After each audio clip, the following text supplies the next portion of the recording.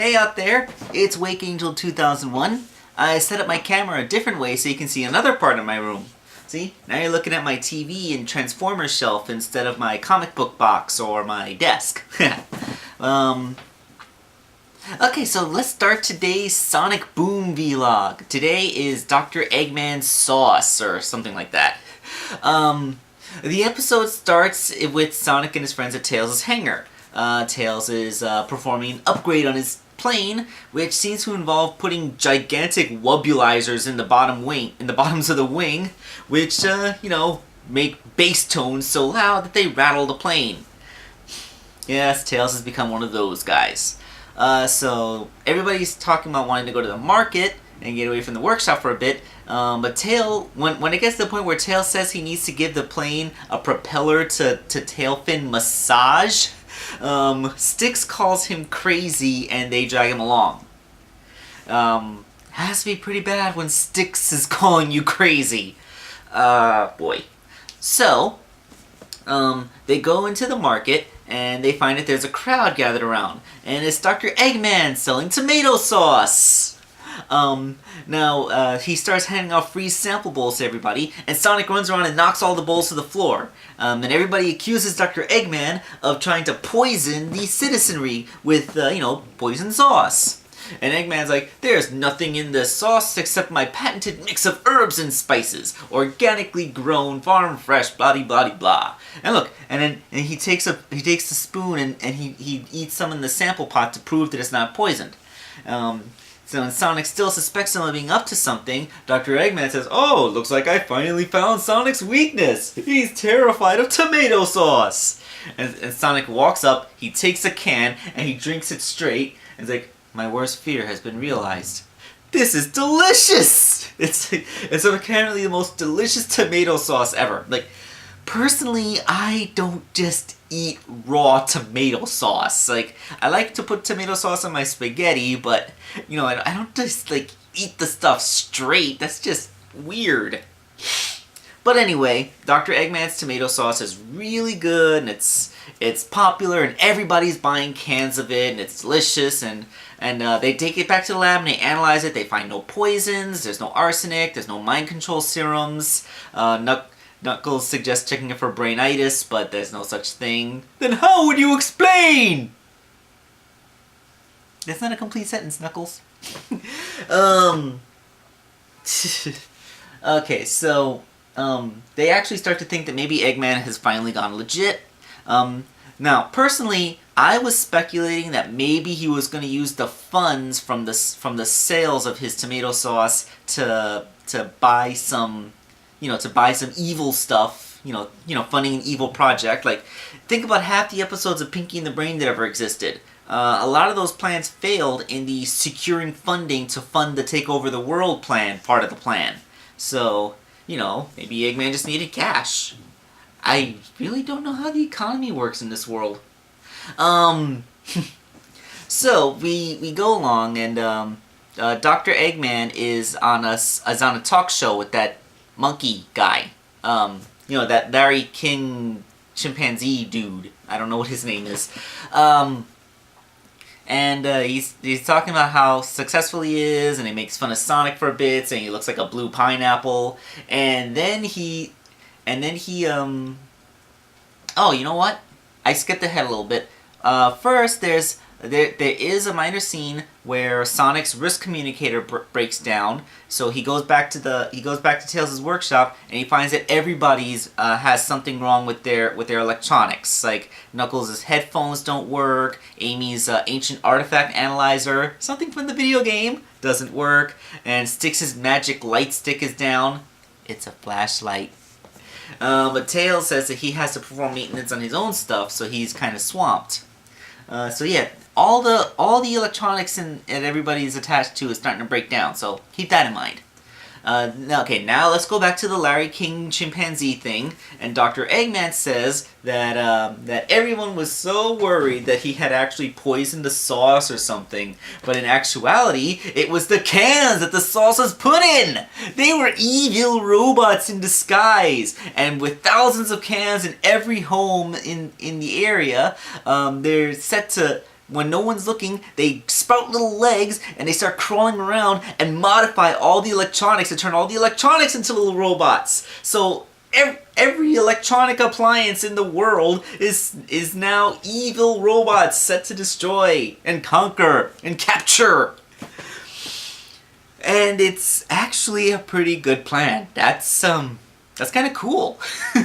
I mean, I could see this plotline working in a more serious cartoon because it's as Stick says, she always knew that appliances would turn on everybody. You know, she's always talking about the robot apocalypse. I guess that extends to appliances. And now who's laughing?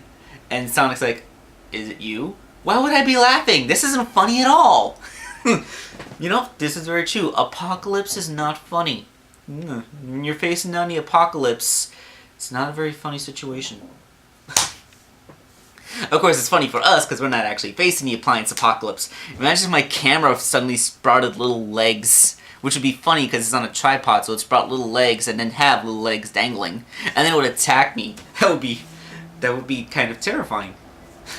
And oh my god, I don't think I'd be able to raise my hand against my Wii U. It's brought me so many hours of happiness. So there's so many things. So they're fighting off all these cans and the appliances that have turned evil, and we just see all the people getting attacked by their stuff.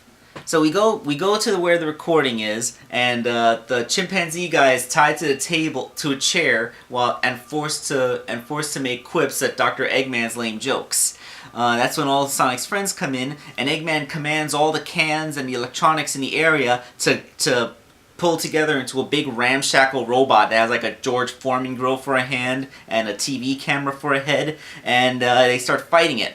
Now individually they're able to take out the appliances and the cans pretty easily, but there's a lot of them. Plus the big Gestalt robot that constructed itself, every time they break something on it, more appliances and stuff just come back onto it and make it work. Meanwhile, Tails' plane has been assimilated as well, and Tails is completely devastated at this. So he can't abandon the plane or destroy it. So what he does is he manages to get himself aboard it, and he hacks into it to make it work again. It's funny because at one point he tried to appeal to the plane's humanity, and they did a little flashback montage sequence showing him working on it, showing him giving it a home massage, showing him playing ball with it, and Sonic got misty-eyed. Sonic is such a big sentimental softie, isn't he?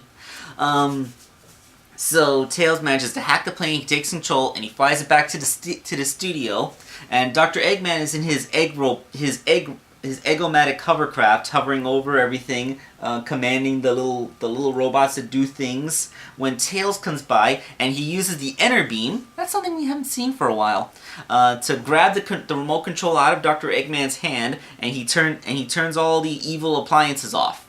So they all go back to just being regular appliances and not evil anymore.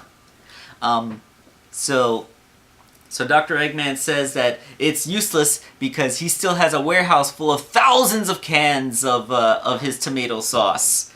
And then the final scene is him sitting on the couch surrounded by thousands of cans saying, maybe I shouldn't have said all that stuff on TV. And you know what?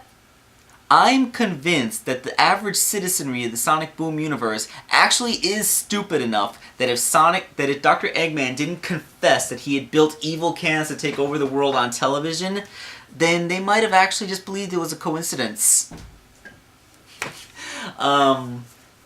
Let's see. This episode was good. I like this episode a lot. It's funny. It's funny, and the evil plan actually has merit. And you know what? I'm wondering, is everybody gonna replace their electronics or have Tails go around and remove the evil components? Because now, even though all the appliances have been reverted back to normal, they still have all the componentry inside of them to become evil robot minions. All Dr. Eggman has to do is build himself a new controller, and he can control all the appliances again. The only way to actually fix this is to either retrofit or destroy every single electronic appliance that was in somebody's home. That's actually really insidious. I mean, this is like a Borg assimilation here. I mean, just because the threat's been neutralized for now doesn't mean that Dr. Eggman can't just take advantage of it again. Then again, this is the Sonic Boom universe. No one's that clever, so we're probably not going to hear about this again. But this was a really good evil plan that he had. I kind of like this one. This was good. This is probably one of the best episodes. I mean, I've been liking the series overall. Like, the only lackluster episode I ever thought was that one circus one, and that's because, and that's not even because it was technically a bad version of that plot. It's just because I found the circus tropes overly cliche. But younger kids who don't know about cliches and tropes, they'd still like it. I guess the lowest tier episode would be the guilt-tripping one, because those side characters were so annoying, and nothing really came from them, which kind of makes their annoyingness pointless on top of it. But still, this was a great episode. I really liked this one. Yeah, it's just good. Alright, I'm going to try to keep these vlogs a little shorter, so let's just end it there. This episode was good. I highly recommend you just go and watch it because it's funny. And, yeah, I kind of spoiled it. But that's okay. You guys watch these vlogs after you watch the episode so you can hear my opinions about them, right? What a strange age we live in. Okay, so I'm signing off now.